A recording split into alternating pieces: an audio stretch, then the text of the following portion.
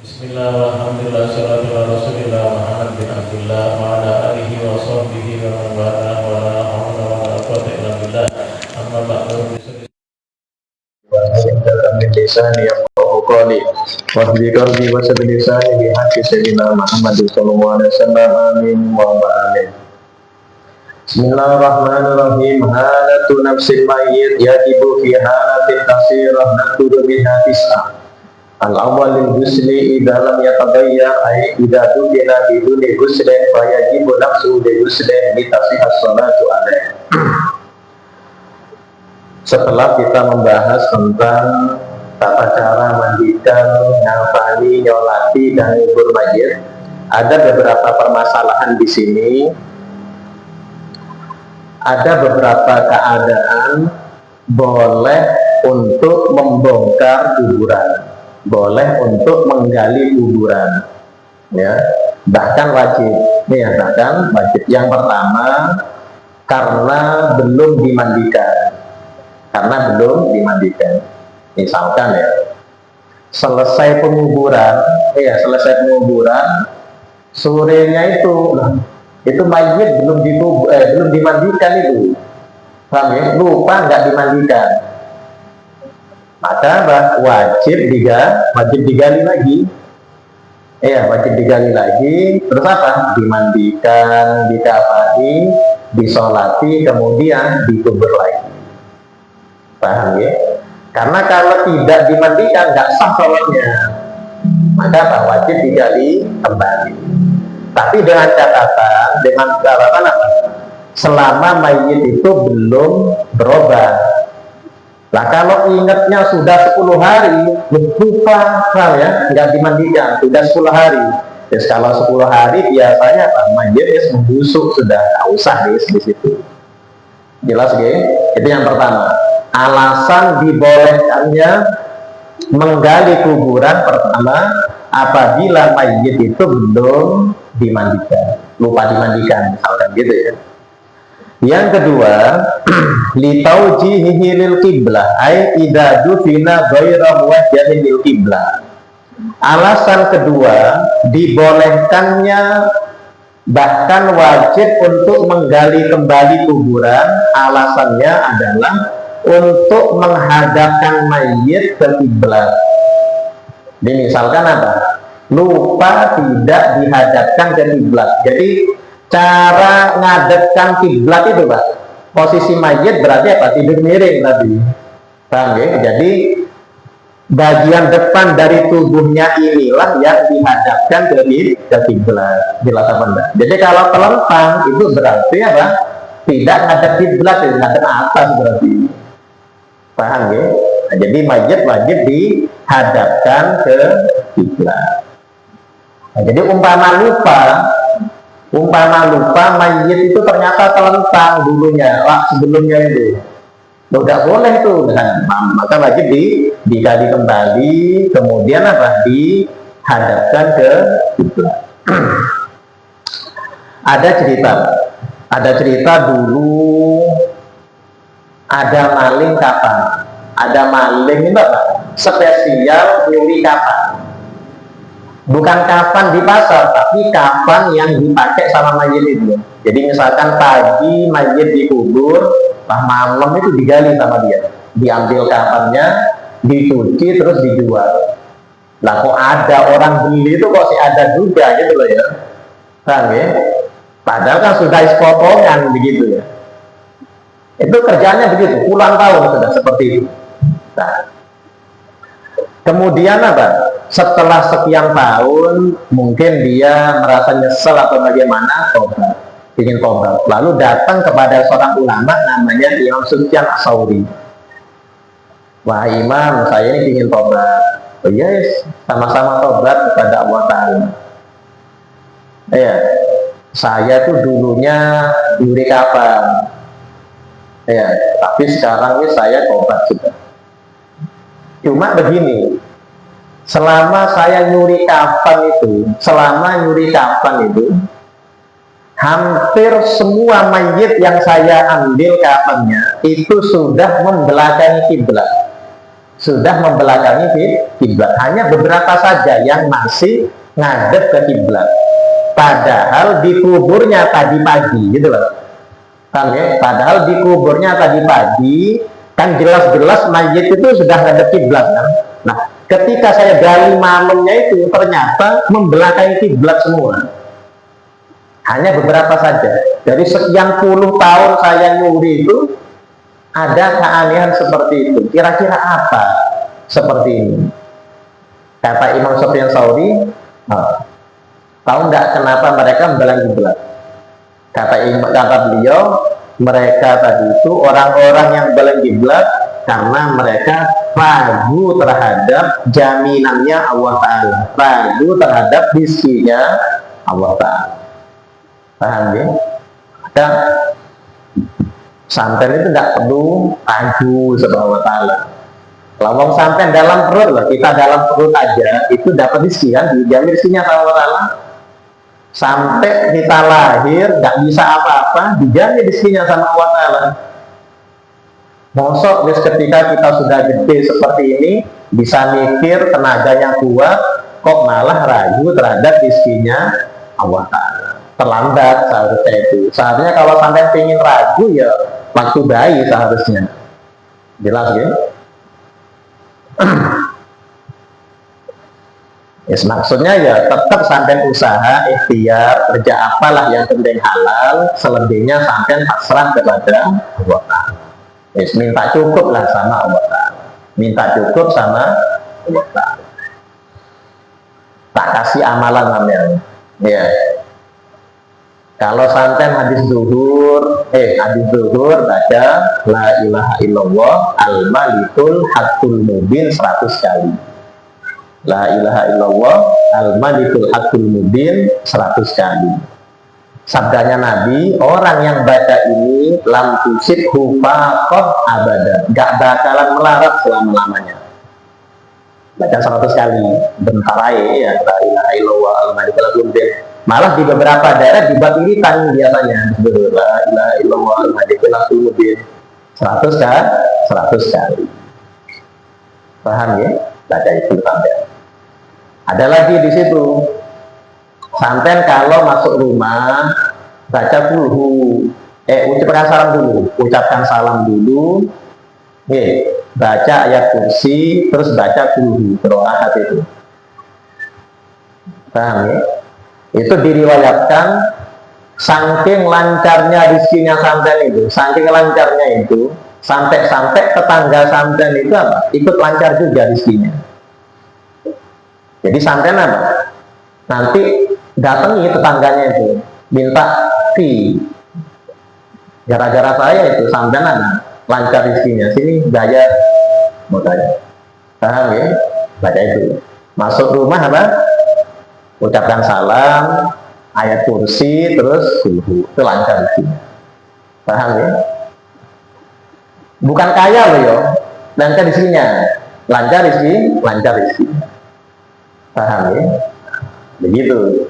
Nah, sambil apa? Sampai tetap ikhtiar. Jangan diri tanto ya sampai tidak makan nanti. Ya, usaha lah di situ. Apa begitu ya? Yang penting halal. Sambil didukung dengan lirit-lirit dan doa-doa. Paham ya? Habis itu apa? Sampai pasrahkan kepada Allah Ta'ala. Insya Allah lancar di situ. Jelas ya? Yang ketiga, lil mal idadu finama'ahu. Alasan ketiga, dibolehkannya menggali kuburan, membongkar kuburan apabila ada harta yang ikut terkubur bersama mayit. Paham ya? Santen ikut ngubur tetangga sampean, bantu kubur tetangga sampean. Ketika pulang, loh, mana hati tidak ketemu ini? Ngomong sama istrinya, coba miskoli nomor saya. Nggak taunya bunyi dari kuburan. Kalian itu, paham ya? Apalagi iPhone, ya 35 juta kalian itu sampean. Itu boleh. Paham ya? Jam Rolex jatuh ke situ, kalian itu mana? Apalagi jamnya sahroni itu, galin itu sudah. Paham ya? Yang keempat, idza batala amalan fayundas ingkana li ghairi. Yang keempat, alasan keempat dibolehkannya menggali kuburan apabila mayit ini menelan harta. Menelan harta. Ngerti nggih? Santen punya berlian, saya punya berlian. Ngerti nggih? Saya punya berlian. Jadi pinjam kata temennya ini, dilihat ini. Jatuh terus keselak dia, mati, jangan ya. Lah umpama dia masih belum dikubur ya berjalan itu. Umpama terlanjur dikubur sampai lupa misalnya ya. Sampai boleh menggali kuburan tadi itu dengan alasan ngambil ada harta yang ikut tertelan tadi. Yang kelima, lil mar'ah idza dufina ma'aha janinuha. Alasan keempat dibolehkannya menggali kuburan yaitu apabila ada perempuan mati sedangkan dia hamil besar, hamil tua, dan ada kemungkinan bayinya masih hidup. Nah, ya. Misalkan keluarga perempuan ini orang awam, nggak ngerti kedokteran, misalkan ya, mati ini perempuan, bis langsung sudah dikubur. Nggak taunya ada tetangganya yang ahli kedokteran. Loh, ini masih hidup ini. Kalau cuma baru 1 jam dikubur, ini masih memungkinkan hidup ini. Nah, itu digali kuburan. Digali, kemudian dibedah, ya, untuk menyelamatkan janin tadi itu. Paham? Nah, saya dulu ngaji kepada yang nulis kitab ini. Saya dulu pernah ngaji kepada yang nulis kitab ini. Beliau orang Madinah. Cerita, ketika nyampe pelajaran bab wadiah, nanti dalam fikih itu ada bab wadiah, bab masalah nitip barang. Nitip barang itu ada babnya sendiri, Pak. Ada babnya sendiri. Beliau cerita, beliau cerita. Dulu ada orang meninggalkan istrinya dalam keadaan hamil tua, entah apalah begitu ya, ada urusan apa, tapi dalam waktu yang lama. Ketika suami tadi itu meninggalkan rumah, dia ngomong, ya Allah, aku titip bayiku yang ada dalam kandungan istriku. Terus berangkat orang ini, paham ya? Wadiah, nitip. Ya Allah, aku titipkan bayiku yang ada dalam kandungan istriku kepadanya. Nitip kepada Allah, begitu. Berangkat orang ini. Setelah beberapa hari, orang ini pulang. Ternyata nyampe rumah, istrinya sudah dikubur. Ternyata selama dia pergi itu, ternyata istrinya meninggal. Paham ya? Jadi nyampe rumah itu sudah dapat 2 hari istrinya dikubur. Dulu kan nggak ada HP ya. Paham ya? Dulu kan nggak ada HP, jadi nggak bisa nyadari. Sudah berduka sudah orang ini. Pas malam-malam itu, Pak, dia ingat loh ya. Aku sebelum berangkat itu nitip bayiku kepada Allah Ta'ala. Langsung ngambil cangkul orang ini, dicangkul, paham ya? Diambil istrinya itu, kemudian dibedah, anaknya masih hidup. Padahal sudah 2 hari dikubur. Nyesel ya. Kenapa aku tidak nitip semuanya? Istriku, anakku, dan semua harta yang aku tinggalkan. Maka sampai kalau pergi itu, kalau saya pergi kemana, titip sama Allah. Wah, aku titipkan keselamatan anak, istriku, dan semua harta yang aku tinggalkan kepada titip kepada Allah Ta'ala. Jelas ya? Itu. Yang keenam, idadu fina fi ardin maghsubah. Alasan dibolehkannya untuk menggali mayit, menggali kuburan Jika mayit itu dikubur di tanah gosok, ngerti tanah gosok nggak? Nggak izin sampean, sampean nggak izin pakai tanahnya orang. Misal, sampean itu punya kebun di Jahat, misalnya, punya kebun di Jahat, atau di mana lah, agak jauh di situ. Lama nggak dilihati sama sampean, lama nggak dilihat. Pas sampean ke sana, kok ada kuburan ini? Paham ya? Kok ada kuburan ini? Nah, sampean berhak untuk bongkar ini. Ngomong sama keluarganya, bongkaran ini, pindah. Paham ya? Itu boleh seperti itu. Haknya sampean itu. Ya, terus kalau ada kuburan ya apa yang itu? Umpama dijual ya nggak laku nanti tanahnya sampean. Orang takut nanti beli tanahnya sampean. Bongkaran ini. Paham ya? Nah, kenapa? Dia pakai tanahnya orang tanpa izin, gosok namanya. Jelas ya? Yang ketujuh, idadu finafi sobin maksub. Alasan yang ketujuh, jika mayit itu dikafani pakai kafan yang gosok, hampir sama yang tadi itu. Paham ya?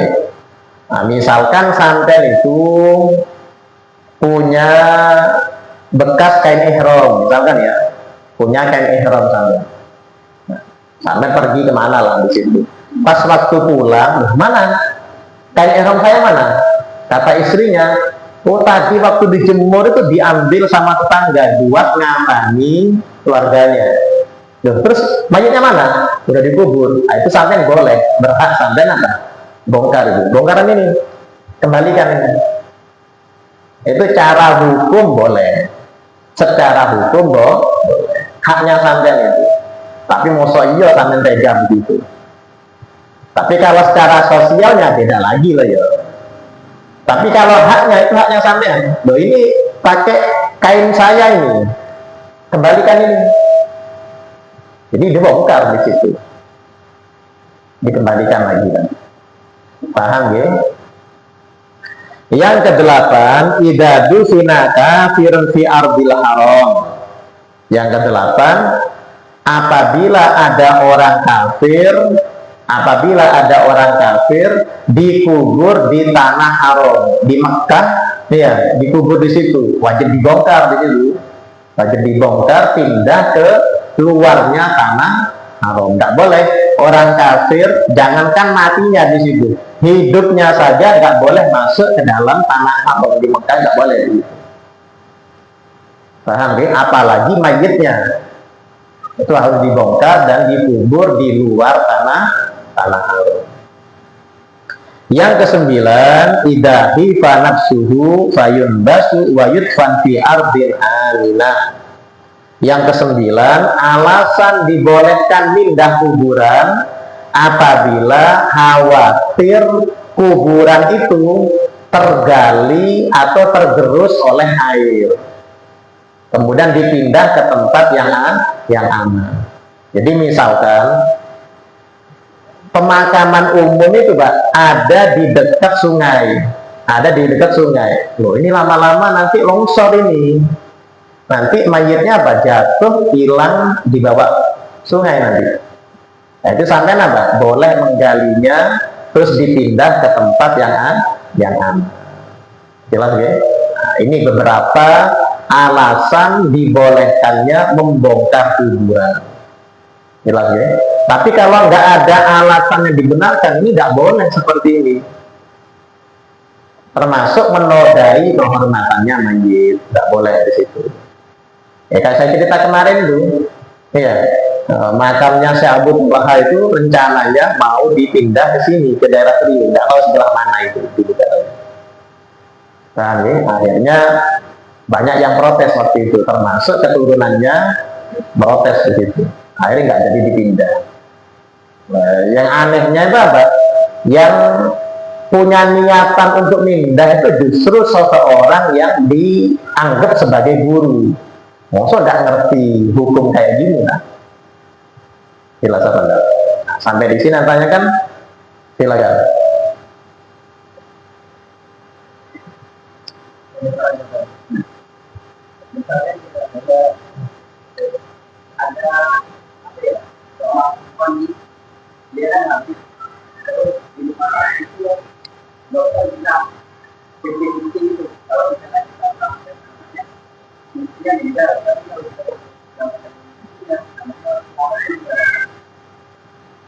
Itu yang didulukan ibunya di situ, keselamatan ibunya daripada bayinya di situ. Ya.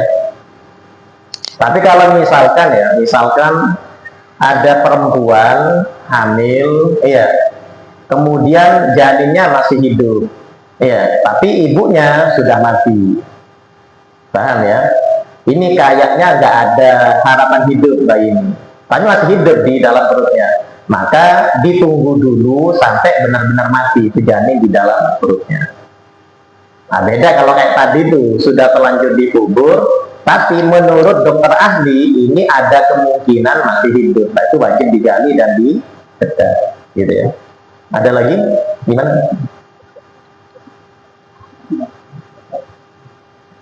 Oh.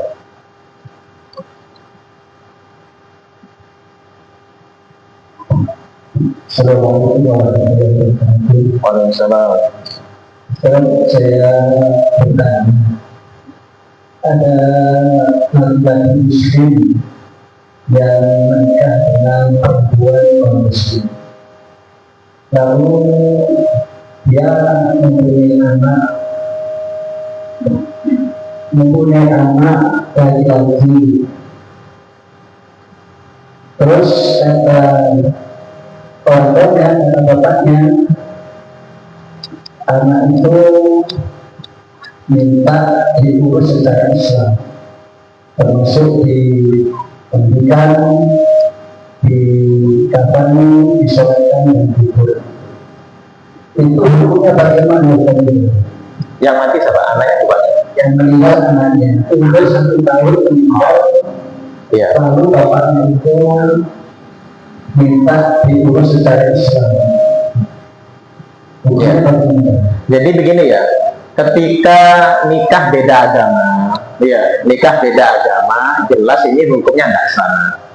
Ngerti ya? Pernikahan beda agama ini tidak sah. Jelas apa enggak? Tapi andai kan terlanjur seperti itu, maka hukum anaknya, ya, hukum anaknya tetap dihukum muslim. Kalau salah satu orang tuanya itu ada yang muslim, hukumnya muslim itu. Paham ya? Beda nanti kalau si anak ini balik, tapi ternyata milih jadi non-muslim misalnya, itu beda lagi, sudah Islam muslim sudah ketika balik. Tapi sebelum balik, maka anak ini dihukum muslim. Kalau salah satu daripada orang tuanya ada yang muslim, maka hukumnya ini muslim, maka wajib diproses seperti mayitnya orang muslim, begitu. Ya siapalah lobby-lobbynya apa di situ. Tapi yang pasti secara hukum ini hukumnya masih muslim, bayinya tadi. Jelas ya?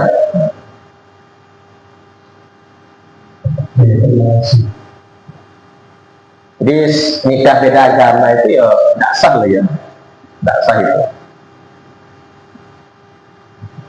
Ada santri saya itu curhat, saat anak nggak jadi nikah, kenapa? Ternyata beda keyakinan. Loh, oh, Kristen lah calonnya itu? Enggak, Hindu lah, enggak. Maksudnya apa? Maksudnya misalnya saya yakin mau, dia yakin tidak mau. Oh, pantesan berarti apa? Nikah beda keyakinan. Nikah beda keyakinan. Jadi dia yakin mau, nah ceweknya yakin nggak mau. Jadi nikah beda keyakinan. Pantesan itu nggak ditolak gitu. Pak Tiro Hindu gitu. Ada lagi?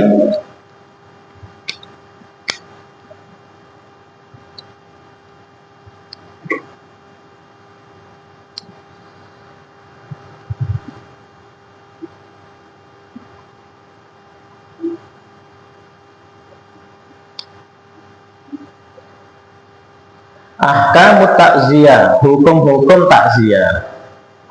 Takziah, ya mungkin sampai sering mendengar istilah takziah.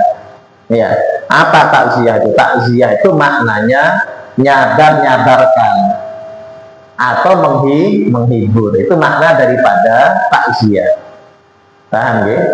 Makna daripada takziah adalah nyadar-nyadarkan orang yang kena musibah itu atau menghibur orang yang sedang kena musibah. Musibah apapun lah di situ. Entah dia ditinggal oleh orang yang dia cintai, meninggal, paham ya? Atau misalkan kehilangan hartanya, kebakaran atau apalah di situ, sampai apa? Disunnahkan untuk takziah. Ngerti nggak? Tapi kalau orang dulu, Pak, orang dulu yang dianggap musibah itu kalau mengena kepada agamanya. Kalau orang dulu ya, nganggap musibah itu kalau menimpa kepada agamanya. Misal ya, ini biasanya kan apa? Sholat jamaah. Itu kalau sampai 3 kali nggak jamaah, itu datangi ke rumahnya. Sehabis sampai bubar isya itu, sampai datang di rumahnya. Kalau orang dulu, sampai ini kenapa kok sampai 3 kali nggak jamaah ini? Musibah apa ini? Paham ya?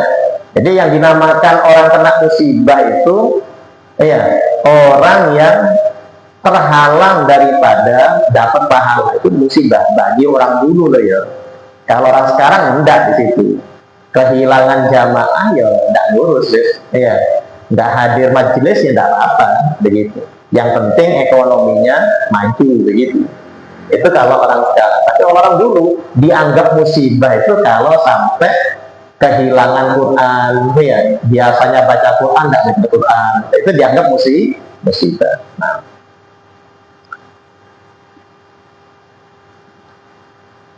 waktunya kapan di situ? Waktunya takziah itu minta didafni ila salah satu ayat. Sejak setelah dikubur sampai 3 hari. Itu kalau sampean ada di kampung itu. Tapi kalau bagi orang yang waktu meninggalnya si mayit itu dia sedang ada di luar kota, maka takziahnya sejak dia datang itu. Ngerti apa enggak? Kayak misalkan sampean ada di sini, sampean ada di Penjaro, sampean ada di Penjaro. Terus tetangga sampean ada yang meninggal, sampean sunnah takziah kapan? Setelah dikuburnya mayit sampai 3 hari. Nah, lebih dari 3 hari nggak sunnah sudah, tidak sunnah. Ngerti nggih?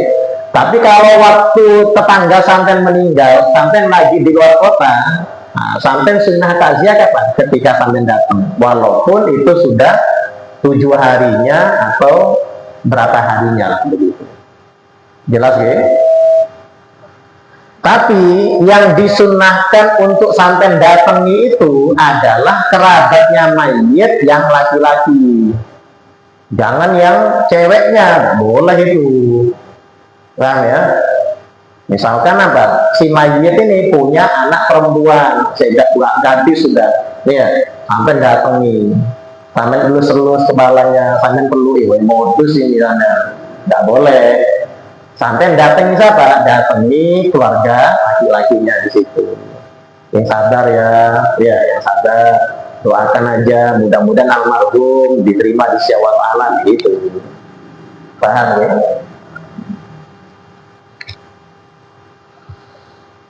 Hukmul buka jaizun qoblal mauti wa ba'dahu walakin ba'dahu hilaful aula aw makruh.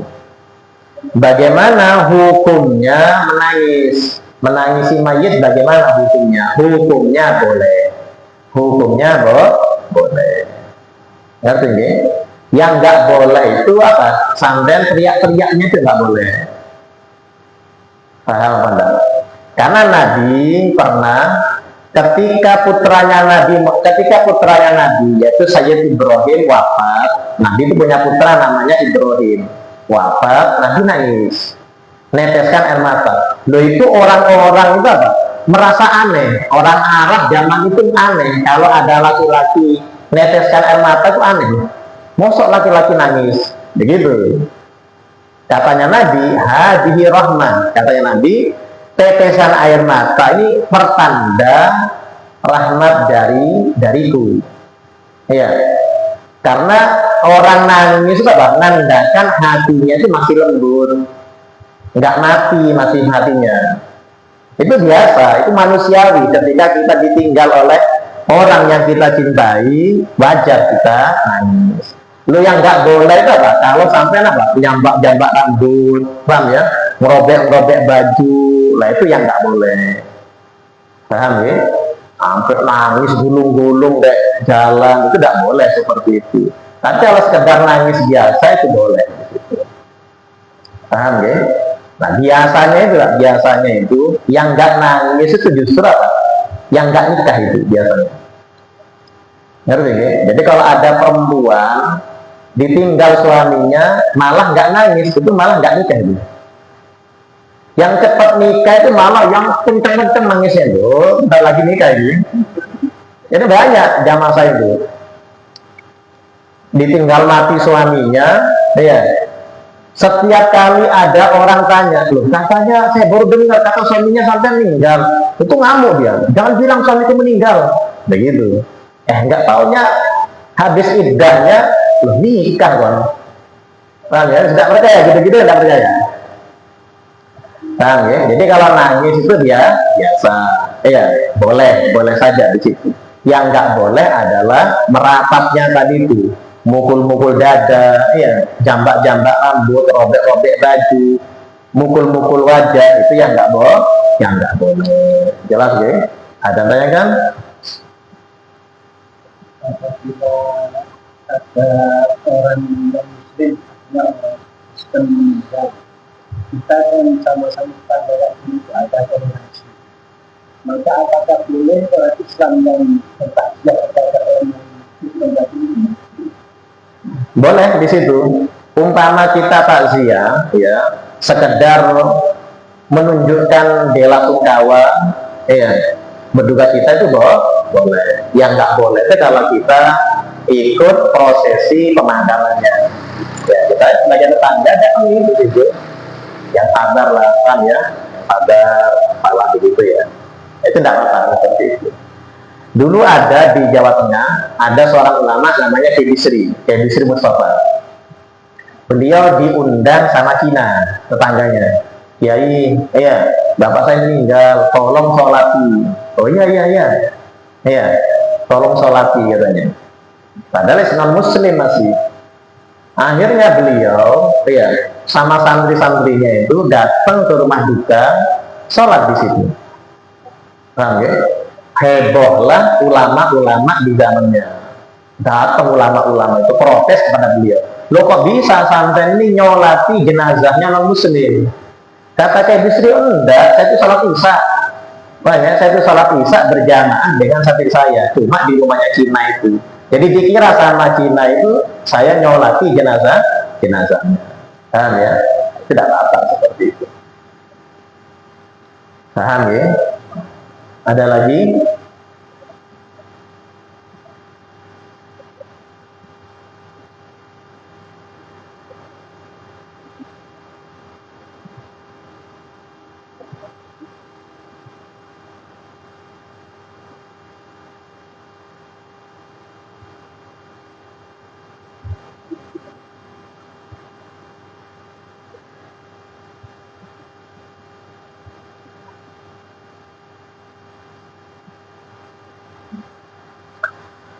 Bismillahirrahmanirrahim. Kitab zakat, kitab menerangkan tentang zakat. Sudah selesai ya sini, ya sudah selesai pembahasan tentang fardu kifayah. Kita masuk ke dalam bab zakat. Zakat itu lugatan, secara bahasa adalah at-tathhir wan nama. Zakat itu secara bahasa. Zakat kan bahasa Arab, Pak. Zakat kan bahasa Arab. Makna asli daripada zakat itu adalah mensucikan. Mensucikan apa? Mensucikan hati orang yang berzakat dari penyakit bakhil. Paham ya? Itu tidak gampang itu.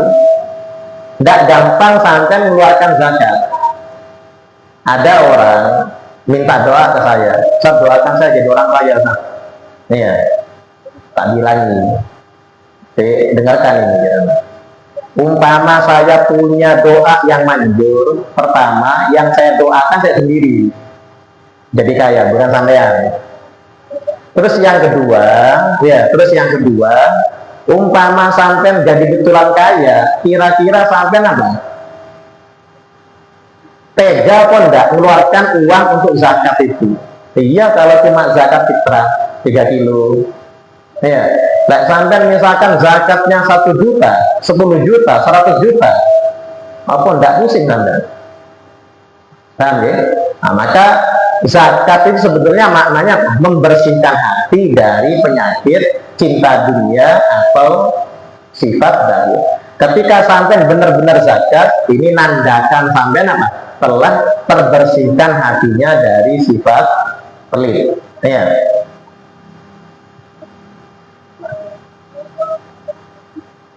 Ada pengusaha di daerah Kaltim ini. Ada pengusaha di daerah Kaltim. Itu zakatnya tok 4M. Zakatnya bukan uangnya loh ya, bukan hartanya. Zakat yang dikeluarkan itu 4M. Itu berapa berarti hartanya? Amin itu sendiri ya sih. Zakatnya tok itu 4M. Tapi dia tak pakai akal-akalan dia. Dia datang kepada ustadz, salah satu ustadz. Ustadz, ini tolong terimakan zakat saya 4M. Oh, terima kasih Ji. Ya, mudah-mudahan diberkahi oleh Allah Ta'ala, mudah-mudahan diterima zakatnya oleh Allah Ta'ala. Terima. Berarti ini milik saya dia harus milik Ustadz itu.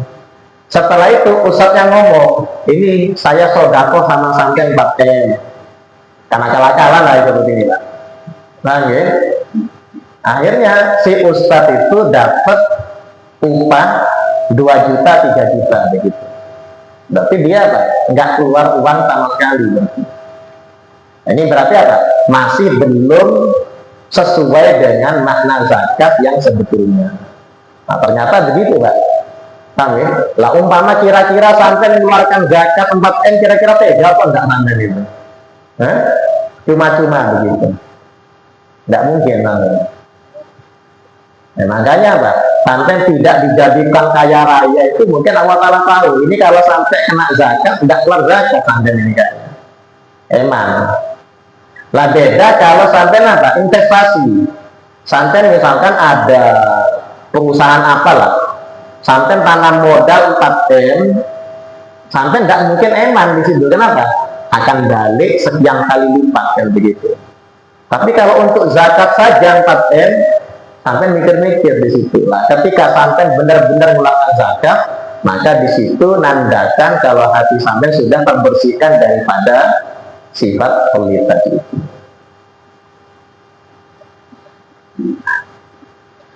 Tapi secara syariat zakat itu adalah ikhraju malin mahsus, mengeluarkan harta tertentu. Tidak semua harta itu kena zakat. Tidak semua harta itu kena zakat. Paham ya? Karena zakat itu meliputi apa? Pertanian. Nah, pertanian enggak semua tanaman kena zakat.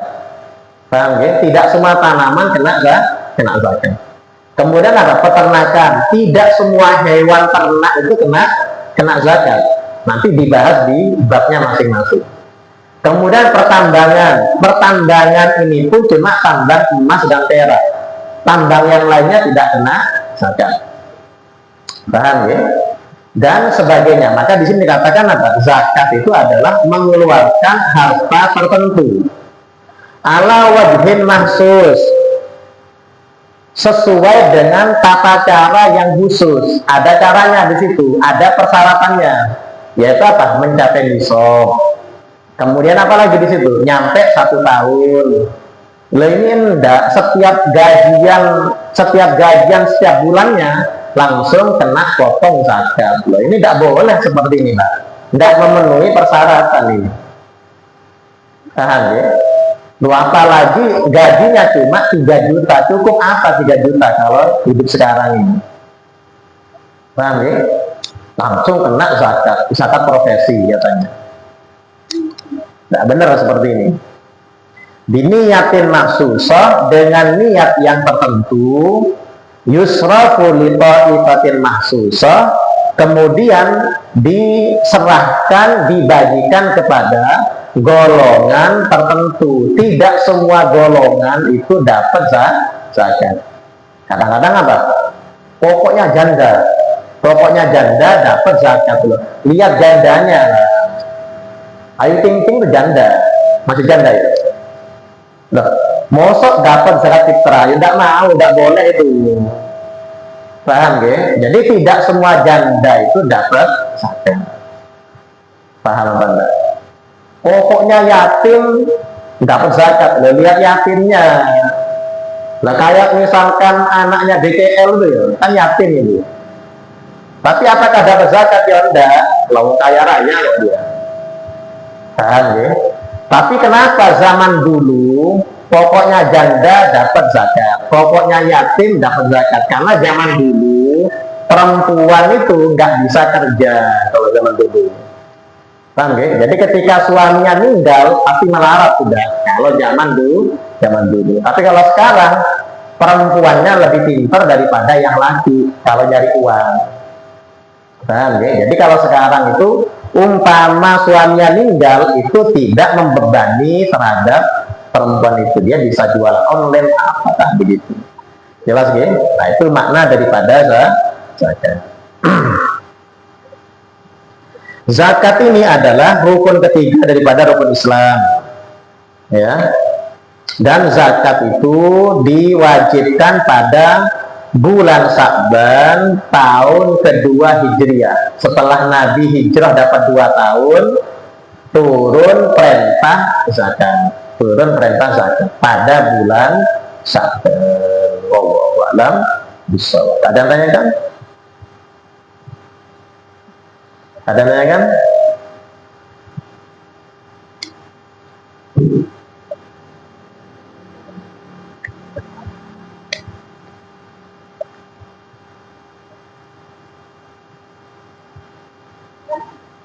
Bisa belum? Hah?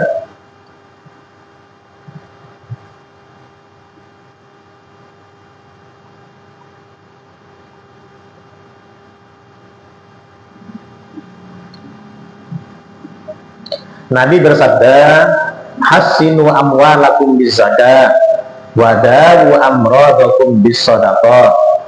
Nabi bersabda, bentengi harta kalian dengan zakat. Sampai hartanya kalau pingin nggak kebakaran, nggak kecurian, nggak ketipu orang, bentengi dengan zakat. Sampai zakati itu sudah dilindungi sama Allah Ta'ala. Paham ya? Wadawu amradakum bis-shadaqah. Dan orang yang sakit di antara kalian obati dengan sodako. Sampai kalau punya keluarga sakit, ya selain sampai obati dengan obat-obat yang sekarang itu, obati juga dengan sodako. Insya Allah sembuh, di situ cepat sembuh. Paham ya? Oh, ini kok tidak sembuh-sembuh, sampai sodakonya 1000. Ya, sedangkan ini penyakitnya kanker stadium 4, ya tidak sembuh lah, sedangkan 1000 rupiah. Ya. Tapi ada cerita di situ ya, ada cerita, ada TKW kerja di Saudi, ya. Tugasnya dia itu cuma ngelayani majikan perempuannya. Kebetulan majikannya sakit, jadi dia itu tugasnya cuma ngasih makan, ngasih obat, ganti pakaian, mandikan gitu toh. Paham ya? Nggak ada lain sudah.